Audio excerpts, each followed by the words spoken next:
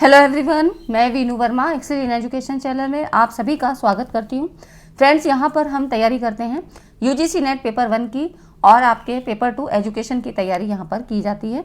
तो आपकी इस चैनल पे नेट की तैयारी, सेट की तैयारी और असिस्टेंट प्रोफेसर के जीएस के पोर्शन को भी मैं यहाँ कवर कराती हूँ। ठीक है, तो अभी जो हमारी तैयारी चल रही है ये आपके जून के एग्ज़ाम को लेके ओरिएंटेड है। ठीक है, तो यहाँ पर आपके परीक्षा की डेट आ ही चुकी है, 16 जून को है और अब की बार ऑफलाइन मोड में एग्ज़ाम होगा।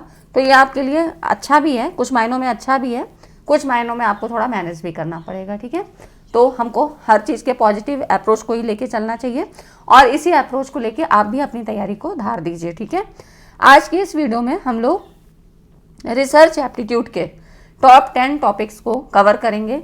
इसमें सारे टॉप 10 टॉपिक्स आपके एक ही वीडियो में तो नहीं कवर हो पाएंगे, लेकिन आज की इस वीडियो में हम लोग रिसर्च एप्टीट्यूड के प्लेजरिज्म, ठीक है, साहित्यिक चोरी के इस टॉपिक को कवर करेंगे। ठीक है, और इसी तरह से हर यूनिट के 10-10 टॉपिक को मैं कवर कराऊंगी, तो आपके 100 टॉपिक्स पूरे फुल कॉन्सेप्ट के साथ क्लियर हो जाएंगे। ठीक है, यहाँ पर ये टॉपिक अगर आप पढ़ लेते हो, इनके कॉन्सेप्ट क्लियर हो जाते हैं, तो क्वेश्चन आपके मैक्सिमम यहीं से बनते हैं और आपको कोई भी सवाल कठिन नहीं लगेगा। ठीक है, ये मेरा आपसे वादा है कि आपको कोई भी कॉन्सेप्ट ऐसा टफ नहीं लगेगा और बिल्कुल एग्ज़ाम ओरिएंटेड तैयारी ही हम यहाँ पर कर रहे हैं। ठीक है, तो बिल्कुल आप लोग सब्सक्राइब कर लीजिए अगर पहली बार आए हैं और टेलीग्राम चैनल को भी ज्वाइन कर लें, लिंक आपको डिस्क्रिप्शन में मिल जाता है। तो आप लोग टेलीग्राम चैनल से और YouTube channel Excel in Education से भी जुड़ जाइए, है ना। चलिए स्टार्ट करते हैं। वीडियो को लाइक एंड शेयर अपने आप कर दिया करिए। देखिए, प्लेजरिज्म की बात करें कि प्लेजरिज्म होता क्या है, साहित्यिक चोरी क्या है, तो देखिए, किसी के भी काम को बिना अनुमति के किसी और के काम को, उसके कंटेंट को अपने नाम से यूज़ करना, ठीक है, उसको बिना कोई क्रेडिट दिए, है ना। तो इस तरह से यहाँ पर देख रहे हैं कि व्हाट इज़ प्लेजरिज्म, साहित्यिक चोरी क्या है। तो आप यहाँ पर देख सकते हैं, इसी तरह से क्वेश्चन आपसे आएंगे, इसीलिए मैंने क्वेश्चन फॉर्मेट में आपको दिया है। बिना अनुमति के किसी और के काम का उपयोग करना, है ना, मूल सामग्री बनाना, स्वतंत्र रूप से नए विचारों का विकास करना या कोई नहीं। तो देखिए, बिना अनुमति के, कोई उसकी परमिशन नहीं है, आपने चोरी छुपे उसका कंटेंट उठाया और अपने नाम से उसको पब्लिश किया, है ना, ये होता है plagiarism. What is plagiarism considered Morli wrong. अब ये देखिए, जो साहित्यिक चोरी है ना, प्लेजरिज्म, ये जो है आपके रिसर्च एथिक्स के अंतर्गत आती है, अनुसंधान नैतिकता। तो साहित्यिक चोरी को नैतिक रूप से क्यों गलत माना जाता है कि it earns praise for the original creator, ये मूल रचनाकार के लिए प्रशंसा अर्जित करता है, रचनाकार का उचित श्रेय छीन लेता है, या, है ना। तो इसमें देखिए सारी चीज़ें हैं कि इसको मोरली क्यों रॉन्ग लिया जाता है, क्यों गलत है, किसी का भी कंटेंट उठा के अपने आप में अपने नाम से पब्लिश करना ये क्यों गलत माना जाता है, क्योंकि ये मूल रचनाकार के लिए प्रशंसा अर्जित करता है ना। अगर उसके नाम का कंटेंट होगा तो उसको क्रेडिट मिलेगा और उसी को ही जो है यहाँ पर श्रेय जाता है। ठीक है, तो ये सारी चीज़ें इसके अंतर्गत आती हैं, इसीलिए इसको रिसर्च एथिक्स के अंतर्गत लिया गया है कि प्लेजरिज्म जो है हमारा अनुसंधान नैतिकता के अंतर्गत आता है कि जो भी काम करें वो आप अपना मौलिकता से करें, ओरिजिनलिटी होनी चाहिए, आपका खुद का विचार होना चाहिए, ये सारी चीज़ें प्लेजरिज्म के अंतर्गत आती हैं। ठीक है, तो आपसे सवाल भी ऐसे ही पूछे जाते हैं। देखिए, यदि लेखक के द्वारा साहित्यिक चोरी को चुनौती दी जाए, अगर उसका what is the consequence of plagiarism it challenge by the author, अब किसी को पता लग जाता है और अगर वो चैलेंज करता है तब क्या होगा, तो यहाँ पर क्या प्रेज एंड रिकॉग्निशन होगा, कोर्ट ऑफ लॉ इन्वॉल्वमेंट होगा, compensation for the plagiarist, none of the above. तो देखिए, यहाँ पर कोर्ट का इन्वॉल्वमेंट होता है, कुछ इसके जो है लॉज होते हैं, है ना, कुछ नियम कानून होते हैं, उसके अंतर्गत इसका परिणाम डिसाइडेड होता है। फिर देखिए, साहित्यिक चोरी के संबंध में आपका प्राइमरी लेवल पे कैसे इसकी मेंटालिटी होनी चाहिए कि साहित्यिक चोरी स्वीकार है, मतलब एक्सेप्टेबल है, plagiarism is a serious offence. देखिए, प्लेजरिज्म अगर एक्सेप्टेंस की बात करें तो कुछ ही इसकी सिमिलैरिटी को इसको एक्सेप्टेंस माना जाता है, वो आगे बताएंगे जब हम लेवल्स ऑफ सिग्निफिकेंस पढ़ेंगे, sorry levels of plagiarism, significance नहीं, प्लेजरिज्म की बात करेंगे ना, तो उसमें अलग अलग लेवल्स में आपको दिया है कि कितने लेवल्स पे कोई पनिशमेंट नहीं होता है ना, ये आगे देखेंगे और सवाल यहाँ से बनते हैं। तो इसमें देखिए, ये क्या है, साहित्यिक चोरी गंभीर अपराध है क्योंकि ओरिजिनलिटी खत्म हो जाती है, आप किसी का भी कंटेंट उठा के यूज़ करते हो, है ना। तो ये एक माइंडसेट को पहले से ही पता रहना चाहिए।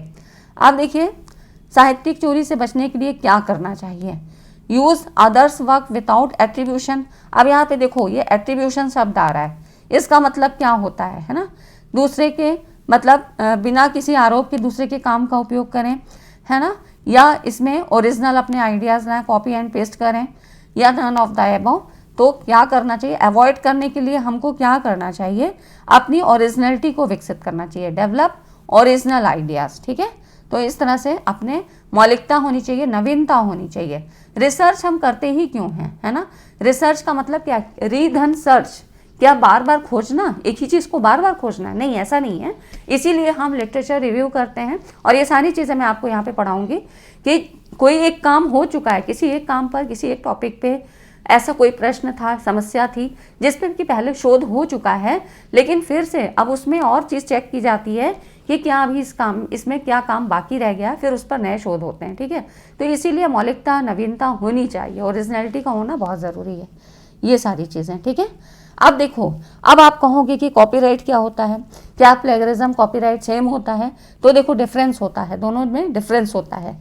साहित्यिक चोरी जो प्लेगरिज्म है, इसमें क्या होता है, किसी और के काम या विचारों को उसको बिना कोई एट्रीब्यूशन दिए, एट्रीब्यूशन का मतलब यही होता है कोई श्रेय देना। ठीक है, यहाँ पर देखो आप एट्रीब्यूशन शब्द पढ़ रहे हो, विदाउट प्रॉपर एट्रीब्यूशन दिए अपने काम के रूप में प्रस्तुत करना, उसको कोई थैंक्स नहीं बोला, उसका कहीं नाम नहीं लेना, है ना। एट्रीब्यूशन का मतलब यही होता है कि उसको कोई भी हमने क्रेडिट नहीं दिया, उसे कोई भी श्रेय नहीं दिया, ना कहीं नाम उसका लिया, ना कहीं अपने नाम में उसको कहीं पे उसको मतलब रेफरेंस दिया, रेफर किया है, कुछ नहीं ऐसा किया और हमने उसका कंटेंट यूज़ कर लिया। ठीक है, तो एट्रीब्यूशन मतलब यही होता है, और यही प्लेगरिज्म में इन्वॉल्व होता है कि साहित्यिक चोरी में किसी और के काम या विचारों को उचित श्रेय के बिना अपने काम के रूप में प्रस्तुत करना। कॉपीराइट क्या होता है, कॉपीराइट में लेखक के मूल कार्यों की कानूनी सुरक्षा को यहाँ पर रेफर करता है। ठीक है, तो लीगल प्रोटेक्शन कहाँ पे मिलता है, कॉपीराइट के अंतर्गत मिलता है। यहाँ पर जो ऑथर होता है, जो लेखक होता है, निर्माता होता है, इसको अपने काम का उपयोग करने और वितरित करने का विशेष अधिकार मिलता है। ठीक है, तो इस तरह से यहाँ पर ऑथरशिप मिलती है उसको। और प्लेगरिज्म क्या होता है, एक नैतिक मुद्दा है, एथिकल इश्यूज है, ये रिसर्च एथिक्स के अंतर्गत आता है। और कॉपीराइट क्या है, कानूनी, है ना, copyright is a infringement is a legal one. अब देखो ये नया वर्ड मिला है ना, एट्रीब्यूशन के बारे में आपने जाना, इसीलिए मैंने कहा, ऐसे तो मैंने आपको देखिए साहित्यिक चोरी पे या प्लेगरिज्म की अगर हम बात करें तो इसमें मैंने कई वीडियो बनाई है, आपने देखा होगा, कुछ में PYQs करवाए हैं, कुछ में आपको सारा डिटेल दिया है। लेकिन अब जो पैटर्न के हिसाब से अब हमें फिर थोड़ा सा इसमें अपडेट करना है ना, तो कुछ हमें नए वर्ड्स को भी जानने हैं, क्योंकि हो सकता है आपको मैचिंग में ही सारी चीज़ें पूछ लें तो पता ही ना चले कि हमें किस टॉपिक से प्रश्न आ रहा है ना, ये भी तो पता होना चाहिए कि हमें किस टॉपिक से क्या पूछा जा रहा है। कई बार तो यही नहीं पता लगता है कि ये कम्युनिकेशन का प्रश्न है कि टीचिंग एप्टीट्यूड से पूछा जा रहा है, तो ये चीज़ें पता होनी चाहिए, कम से कम डिफ्रेंशिएट करना आना चाहिए। ठीक है, तो यहाँ पर देखिए साहित्यिक चोरी क्या है, एक एथिकल इश्यूज है, जबकि कॉपीराइट क्या है, infringement is a legal one. Infringement, अब ये क्या होता है, ठीक है, तो यहाँ पर अब देखो इस वर्ड्स को भी हम लोग आगे देखते हैं, तो कुछ ऐसे वर्ड्स के बारे में भी पढ़ेंगे जो आपसे रिसर्च एथिक्स के अंतर्गत आते हैं, है ना। अब देखो यहाँ पर रिसर्च एथिक्स में क्या क्या चीज़ें आती हैं, एट्रीब्यूशन, क्रेडिबिलिटी, रिलायबिलिटी, है ना।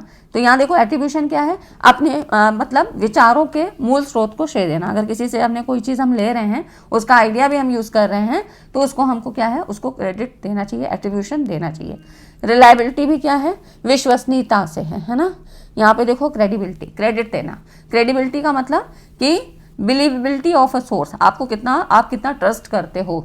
जैसे कि आपने कोई चीज़ आप पढ़ते हो, यहाँ पर सोशल मीडिया पे कोई चीज़ आई है ना, तो हमें विश्वास नहीं होता है, कुछ आपको लगता होगा कि हाँ ये वाला चैनल बताएगा तो हमें ये ऑथेंटिक है, लेकिन और कुछ नए चैनल के बारे में आप सुनोगे तो वो आपको लगता नहीं है कि ऑथेंटिक है, ट्रस्टवर्दी है। तो यही चीज़ है क्रेडिबिलिटी। रिलायबिलिटी, जैसे कह रहा है example, would be trusting information from A peer reviewed scientific journal over a random blog post on the internet, है ना। कोई भी रैंडम कोई पोस्ट आ जाती है तो उस पर हम भरोसा नहीं करते हैं, ठीक है। और कोई, लेकिन अगर कोई वैज्ञानिक पत्रिका निकालती है उस चीज़ को तो हमें भरोसा होता है। उसके बाद रिलायबिलिटी क्या होती है, एंड मतलब यहाँ पर देखिए, मीन्स दैट द इंफॉर्मेशन और source can be dependent on consistently. यहाँ पर सूचना या स्रोत पर लगातार भरोसा किया जा सकता है, ठीक है। जैसे कि कोई न्यूज़पेपर कहीं से कुछ आता है, जैसे कि कोई कोई वैकेंसी भी निकलती है तो उसके लिए ज़रूरी होता है कि कम से कम 2 न्यूज़पेपर में उसकी जो है वैकेंसी का एडवर्टीजमेंट दिया जाए, ठीक है। लेकिन आजकल क्या है, कोई भी जो है वेबसाइट बना लिया, वो अपने जो है आवेदन पत्र निकाल देते हैं, तो यहाँ पर क्या ऑथेंटिसिटी खत्म हो जाती है, ठीक है। तो यहाँ पर भरोसा जो है, रिलायबिलिटी भरोसा हमारा खत्म हो जाता है। तो इसीलिए इन सब चीज़ों पे भरोसा नहीं किया जाता है। और कुछ जो ऑथेंटिक वेबसाइट्स हैं या कुछ उनके जो है गवर्नमेंट की कुछ स्कीम्स हैं, उनके बारे में तो भरोसा हम कर सकते हैं, लेकिन सब पे नहीं करना चाहिए। इसलिए बहुत लोग क्राइम इसके जो है शिकार भी हो जाते हैं, ठीक है। तो ये सारी चीज़ें, ये फ्रॉड्स होते रहते हैं। तो यही हो जाता है क्रेडिबिलिटी और रिलायबिलिटी। इसके मीनिंग्स को पता होना चाहिए। एट्रीब्यूशन के बारे में जाना। अब क्या, इंटीग्रिटी क्या होती है, पैटर्निटी क्या है, इन्फ्लुएंसर क्या है, ये सारी चीज़ें आपको रिसर्च एथिक्स के अंतर्गत पढ़नी है। देखो, इंटीग्रिटी सत्यनिष्ठा, ठीक है, the quality of being honest and having a strong moral principle, आप कितने स्ट्रांग हो। और देखो ये सारी चीज़ें रिसर्च एथिक्स से संबंधित है ना, अनुसंधान नैतिकता से, कि अगर आप सत्यवादी हो, सत्यनिष्ठा है आपके अंतर्गत, तो आप क्या करोगे, जो भी रिसर्च के आप जो भी शोध कर रहे हो उसके जो भी आंकड़े आएंगे वो सही आए गलत आए, आपकी जो है जितने भी आपने जो लक्ष्य बनाया था उसको पूरा कर रहे हैं नहीं कर रहे हैं, उसे कोई फर्क नहीं पड़ता, आप उसमें हेरफेर नहीं करोगे। तो सत्यनिष्ठा यहाँ पे जरूरी है। Integrity is the practice of being honest and showing A consistent and uncompromising adherence, ठीक है। तो यहाँ पर देखो, सत्यनिष्ठा, ईमानदार, मतलब नैतिक और नैतिक सिद्धांतों का इसको कितना आप पालन कर पाते हो, ठीक है। तो ये इंटीग्रिटी हो गया। उसके बाद देखो फिर है आपका पैटर्निटी, ठीक है। इंटीग्रिटी जान लिया, पैटर्निटी क्या होती है, मतलब in legal parlance it means the state of being someone's father, मतलब किसी का पिता होने की स्थिति, मतलब ये कि जो उसका ओरिजिनल उसका जन्मदाता कौन है। जैसे कि ये भी रिसर्च एथिक्स से ही संबंधित हो गया कि जो भी आप कंटेंट ले रहे हो उसका जो मूल सोर्स कौन है, वो तो कोई और है। हमने यहाँ पे चोरी की, ठीक है, तो वो सोर्स तो उसका कोई और है ना, वहाँ पर जो कंटेंट है वो तो उसका तो कोई और है राइटर, और हमने यहाँ पर क्या किया, उसका चीज़ कॉपी पेस्ट कर लिया, ठीक है। तो इस तरह से किसी कार्य के मूल स्रोत या लेखवत का निर्धारण करने का उल्लेख करते हैं, ठीक है, कि सामग्री को मूल रूप से किसने बनाया है ना, और योगदान दिया। आप देखो इंग्लिश में ही, इसीलिए मैं आपको बता रही हूँ, इन्फ्रिंजर उल्लंघन करता, जो कि someone who violets the right of an individual और ऑर्गेनाइजेशन, किसी भी संस्था का या किसी के भी व्यक्तिगत नियमों का, कानूनों का उल्लंघन जो करता है, ठीक है, वो हो जाता है इन्फ्रिंजर, है ना। कोई व्यक्ति या संगठन के अधिकारों का उल्लेख करता है तो, और ये कॉपीराइट में आता है ना, जो अभी हमने पढ़ा इन्फ्रिंजर के बारे में पढ़ा था कि बिना अथॉरिटी के कॉपीराइट सामग्री वितरित करता है। तो इन्फ्रिंजर के बारे में अभी हमने कॉपीराइट जब हम पढ़ रहे थे तो उसमें हमने पढ़ा था, ठीक है।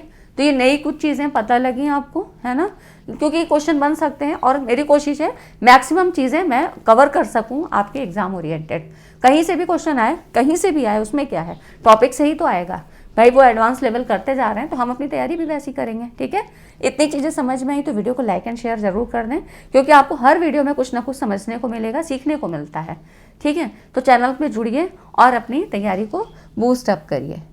नेक्स्ट आप देखो, टाइप्स ऑफ प्लेगरिज्म की बात करें तो कौन कौन से प्लेगरिज्म के कितने टाइप्स होते हैं, तो आपको ये भी कई बार छांटने को आता है। डायरेक्ट प्लेगरिज्म, डायरेक्ट में क्या होता है, जब आप किसी दूसरे के काम की वर्ड टू वर्ड कॉपी करो, ठीक है, वर्ड फॉर वर्ड कॉपी करते हो, यही हो जाता है। किसी भी पैरा को उठाया और उसको आपको बताना तो है ही नहीं कि हम तुम्हारा कंटेंट उठा रहे हैं, और इसका बिल्कुल एज इट इज़ कोई भी नहीं उसमें चेंज किया, अपनी उसमें ओरिजिनलिटी, अपनी कुछ वैल्यूज़ कुछ भी नहीं उसमें डाली हमने, और बस जैसे का तैसा, है ना, एज इट इज़ उठा के उसको वैसे ही हमने कॉपी पेस्ट किया, ये हो जाता है डायरेक्ट प्लेगरिज्म, ठीक है।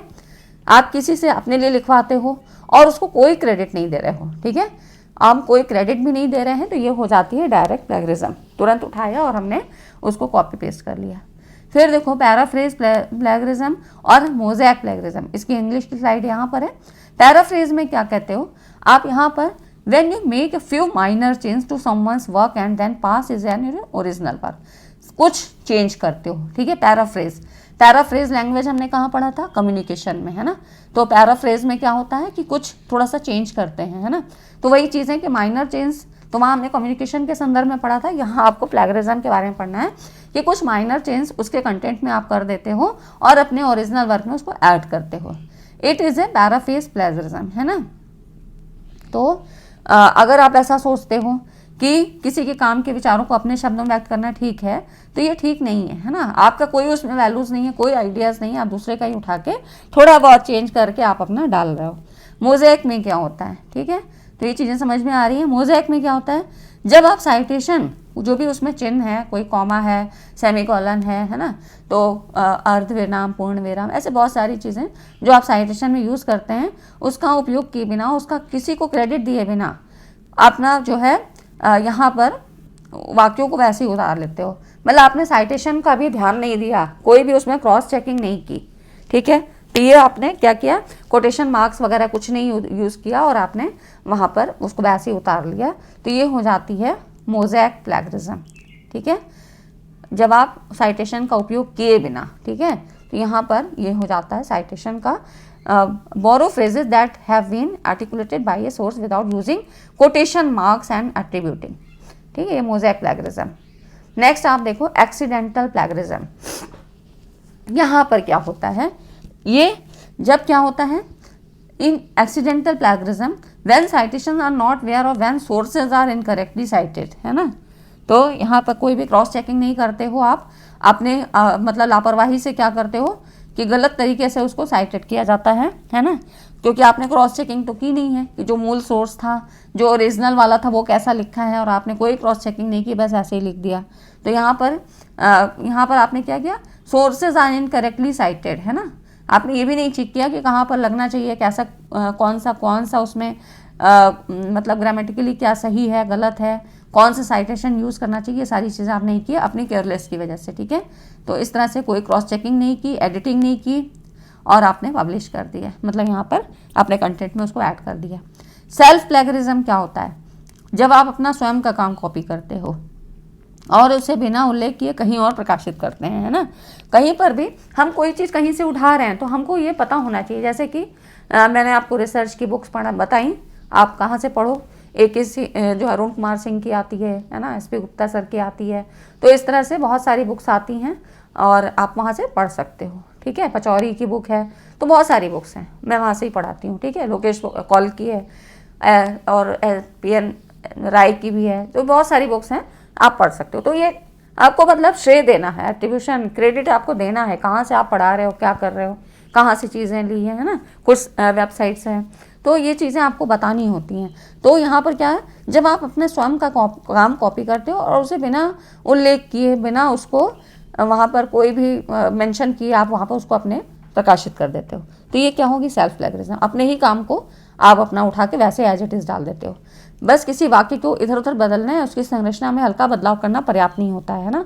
तो इस तरह क्या होता है कि कुछ नए आइडियाज़ होने चाहिए, जैसे कि अभी मैं आपको जो पढ़ा रही हूँ, आप देखेंगे तो पहले भी मैंने प्लेगरिज्म पढ़ाया है, सब कुछ पढ़ाया है, लेकिन यहाँ पर अब कुछ नया उसमें अपडेट करके कुछ चीज़ें बताएंगे। तो यही चीज़ें होता है कि ऐसा नहीं कि वो जो पहले वाली चीज़ें थी वही हमने उठा के यहाँ पे आपको पढ़ाने लगे, है ना। तो यही चीज़, ये तो पढ़ाने का सीन हुआ, लेकिन आपका रिसर्च में भी वही चीज़ें होती हैं। तो ये हो जाता है सेल्फ प्लेगरिज्म, ठीक है। अब देखो इसमें टूल्स कौन कौन से यूज़ होते हैं, यहाँ से क्वेश्चन हमेशा बनते हैं। तो टूल्स में आप टर्निटिन बहुत ज़्यादा यूज़ किया जाता है और आपको छांटने के लिए आता है कि इसमें कौन सा जो है रिसर्च के लिए, मतलब आपका साहित्यिक चोरी चेक करने के लिए टूल्स नहीं है ना। तो ये पता होना चाहिए। देखो टर्निटिन सबसे ज़्यादा है, उर्कुंड ये सबसे नाम ज़्यादा जो है, ये सारे चीज़ बहुत ज़्यादा पॉपुलर हैं। फ्लैग स्कैन, डुप्लीचेकर, क्यूटेक्स्ट, है ना, कॉपीस्केप, ग्रामरली, वाइपर, उर्कुंड, टर्निटिन, इनसे सवाल आपके बने हैं। टर्निटिन, उर्कुंड, इनसे सवाल आपसे पूछे गए हैं, है ना। और प्लेगरिज्म डिटेक्शन सिस्टम, ये तो आप पढ़ ही लोगे, है ना। राइट चेक, प्लैग ट्रैकर, यूनिचेक, ये सारे आपके रिसर्च के टूल्स हैं जो प्लेगरिज्म चेकिंग करने के लिए यूज़ करते हैं, ठीक है। तो ये यहाँ पर इन्हीं टूल्स के माध्यम से चेक करते हैं कि इसमें कितना सिमिलर कंटेंट है, कितने % तक सिमिलरिटी पाई जाती है। अब % कैसे पता लगेगा और फिर उसके बाद कैसे उसमें किस तरह से पनिशमेंट दिया जाता है, तो वो भी हम देख लेते हैं। यहाँ पर देखिए साहित्यिक चोरी के स्तर, लेवल्स की बात कर रहा है, तो ये लेवल्स आपको पता होने चाहिए। ऐसे सवाल यहाँ से पूछे जाते हैं, डायरेक्ट ही सवाल पूछे जाते हैं, इन्हीं 4-6 लाइनों में से आपके सवाल बन जाते हैं, ठीक है। अब इसमें देखिए, अगर हम कहें 10% तक की अगर सिमिलैरिटी होती है कि कोई भी कंटेंट है और दूसरे ने कुछ उससे चुराया, कोई भी कंटेंट उससे कॉपी किया, तो वहाँ पे अगर 10% तक की सिमिलैरिटी है, उसके लिए कोई दंड नहीं है, उतना माफ़ होता है, ठीक है। कितना, 0 to 10%, यहाँ पर 0 से 10%। ठीक है। तो ये हो गई, कोई जो है कोई दंड नहीं है। अब फर्स्ट लेवल, ये तो 0 लेवल हो गया, फिर ये फर्स्ट लेवल है, ठीक है। तो ये चीज़ें ध्यान रखने की है, 0 लेवल, फर्स्ट लेवल, बस लेवल ही आपसे पूछता है कि अगर इस तरह की चोरी की है और इस तरह का उसमें फिर क्या पनिशमेंट है, ये किस लेवल के अंतर्गत आएगा। ऐसे सवाल आपसे 2023 में बहुत सारे पूछे गए हैं। 3 बार एग्जाम हुआ आपका, और इस तरह के सवाल साहित्यिक चोरी से हमेशा पूछे गए, ठीक है। और ये जो रेगुलेशन एक्ट आया था प्लेगरिज्म से संबंधित 2018 है ना, तो ऐसे इस तरह से भी सवाल आपसे पूछे गए हैं, ठीक है। तो यहाँ पर देखिए फर्स्ट लेवल पे ऐसे छात्रों को अधिकतम 6 माह की निर्धारित अवधि के भीतर संशोधित आलेख को जमा करने को कहा जाएगा, जिसमें कितनी सिमिलैरिटी होगी, 10 से 40% तक। अब जो सेकेंड लेवल है, ठीक है, 0, फर्स्ट, सेकेंड और थर्ड, 0 से स्टार्ट है तो 3 लेवल तक आएगा। सेकेंड लेवल पे क्या है, 40 से 60% तक सिमिलैरिटी है। ऐसे छात्रों को अधिकतम 1 वर्ष की अवधि के लिए संशोधित आलेख को जमा करने से वंचित किया जाएगा, ठीक है। यहाँ पर 1 वर्ष की अवधि के लिए उसको डिमांड किया जाता है। फिर देखो थर्ड लेवल क्या है, थर्ड 60% से अधिक समानता। ऐसे छात्रों के उस कार्यक्रम के लिए उसका रजिस्ट्रेशन रद्द कर दिया जाएगा, जहाँ पर क्या है आधे से ज़्यादा ही उसने कॉपी कर लिया है, ठीक है। तो इसमें यहाँ पर क्या होगा कि उसका रजिस्ट्रेशन ही रद्द कर दिया जाएगा, उसकी रिसर्च की प्रोसेस को ही खत्म कर दिया जाएगा, है ना। तो ये सारी चीज़ें आपके लेवल्स ऑफ प्लेगरिज्म के अंतर्गत आती हैं। तो मैंने सारी चीज़ें इसमें कवर करने की कोशिश की कि आप जो एडवांस लेवल पे सवाल क्या बन सकते हैं, है ना। तो यहाँ पर हर दिन मैं 1 बजे आपको दिन में वीडियो देती हूँ। पहले मैं शाम को 6 बजे देती थी, लेकिन अभी मेरी कोशिश है कि थोड़ी ज़्यादा वीडियोस मैं दे सकूँ। तो आप लोग 1 बजे यहाँ पर आ जाया करिए, देख लिया करिए। हर दिन आपको ऐसे ही हर यूनिट के कंटेंट आपको 10-10 टॉपिक आपको हर यूनिट के मैं कवर कराऊंगी। और कैसे नहीं क्वेश्चन आपका जो है ये वाला एग्ज़ाम क्रैक होगा, बिल्कुल होगा। और पूरी कोशिश हम करेंगे तो बिल्कुल होगा, है ना। सफलता तो उन्हीं को मिलती है जो कि परिश्रम करते हैं, हार्ड वर्क करते हैं, है ना। कोई भी शॉर्टकट नहीं होता है। तो पूरी तैयारी करिए और सारी चीज़ें हम यहाँ पर करेंगे फ्री ऑफ कॉस्ट। मैं सारी चीज़ें आपको यहाँ प्रोवाइड कर रही हूँ। तो बस आपको चैनल को सब्सक्राइब करना है और चैनल पे जुड़े रहना है। टेलीग्राम चैनल को भी ज्वाइन करें। तो इतनी चीज़ें हमने लेटेस्ट कुछ चीज़ें पढ़ी, जहाँ से क्वेश्चन आएगा बिल्कुल हमारा हो जाएगा, है ना फ्रेंड्स। हो गया, सारी चीज़ें हो गई, बस इससे ज़्यादा कोई क्वेश्चन आपका प्लेगरिज्म से नहीं बन सकता है। तो हर दिन 1 बजे यहाँ पर शामिल हुआ करिए और पेपर 1 पेपर 2 एजुकेशन की तैयारी हम ऐसे ही करेंगे। चलिए आज की वीडियो में इतना ही। वीडियो पसंद आया तो लाइक एंड शेयर ज़रूर करिएगा। मिलते हैं अगली वीडियो में, तब तक के लिए धन्यवाद। Thanks for watching this video.